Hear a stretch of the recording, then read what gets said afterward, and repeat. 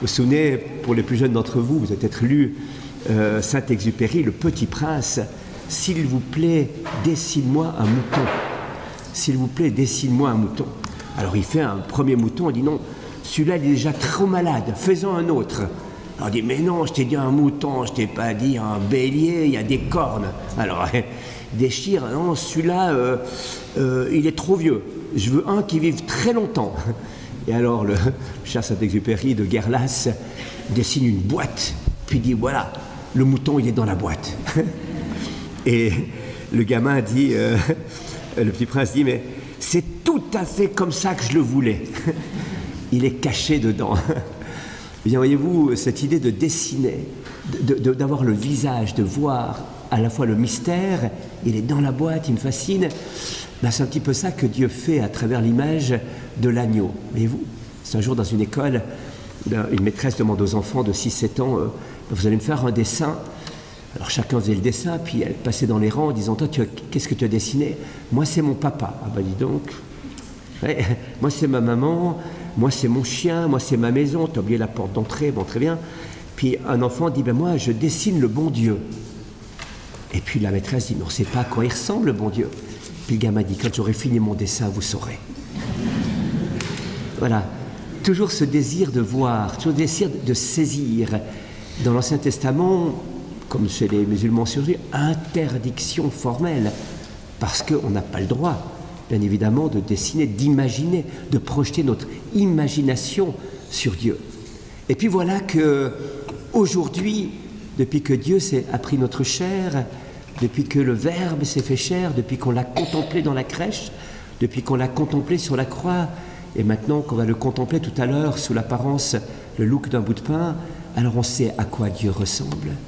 Et l'image que l'agneau, de l'agneau que Dieu va prendre pour se dire lui-même, en fait, est quelque chose d'assez extraordinaire. Il y a cette fragilité, cette vulnérabilité.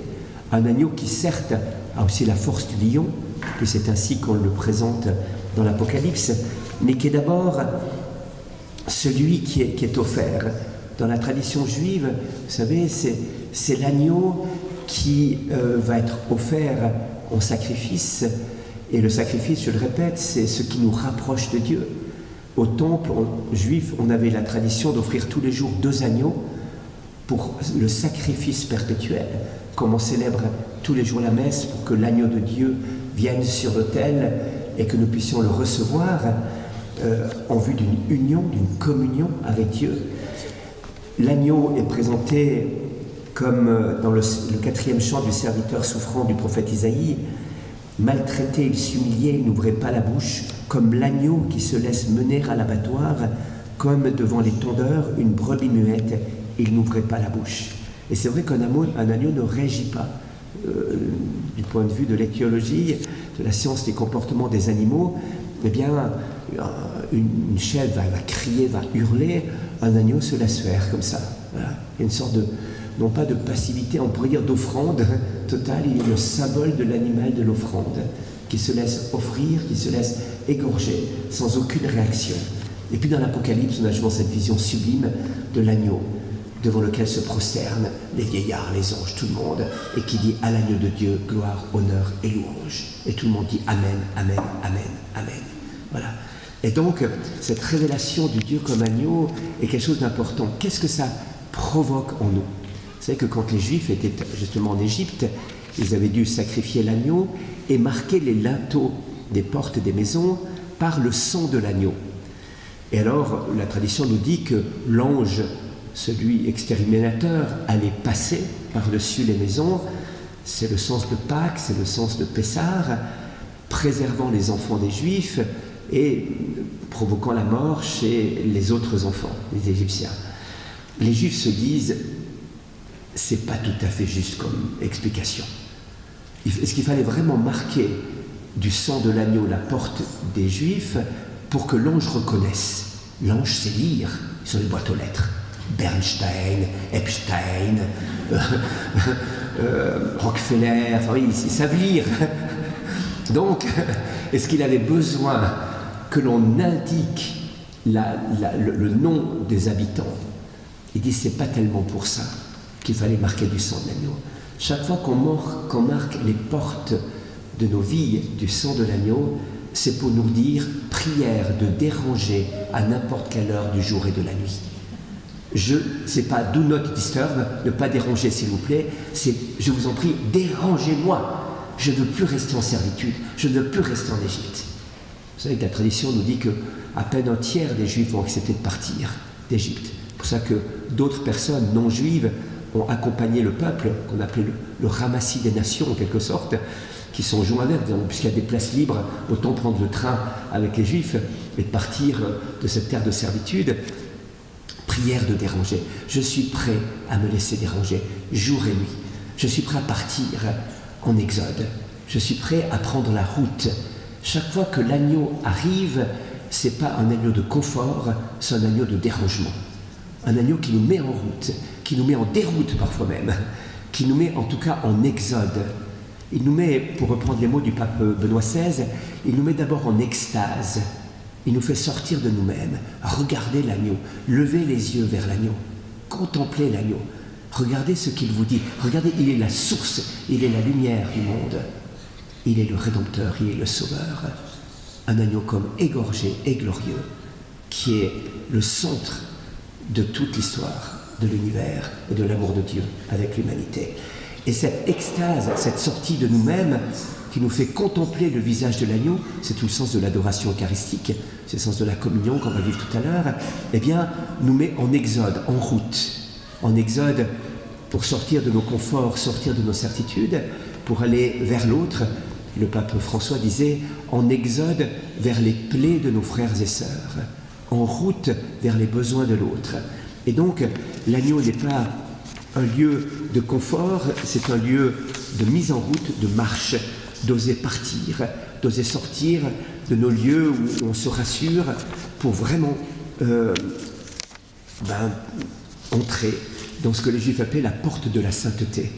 Dès qu'on marque du sang de l'agneau les linteaux de nos portes, eh bien c'est cela. C'est pour ça que j'aime beaucoup la communion au sang du Christ, parce que quand la communion au corps du Christ nous rappelle la communion à l'agneau, celui qui fait nos forces et qui nous identifie à l'agneau. On devient l'agneau en quelque sorte, mais en même temps, quand on communie au sang du Christ, on communie à ce désir de donner notre vie, voyez-vous, et on marque les portes de notre cœur par le sang de l'agneau pour dire cette fois-ci, moi aussi, je veux donner ma vie pour le Christ et pour son Église et pour mes frères et sœurs en humanité.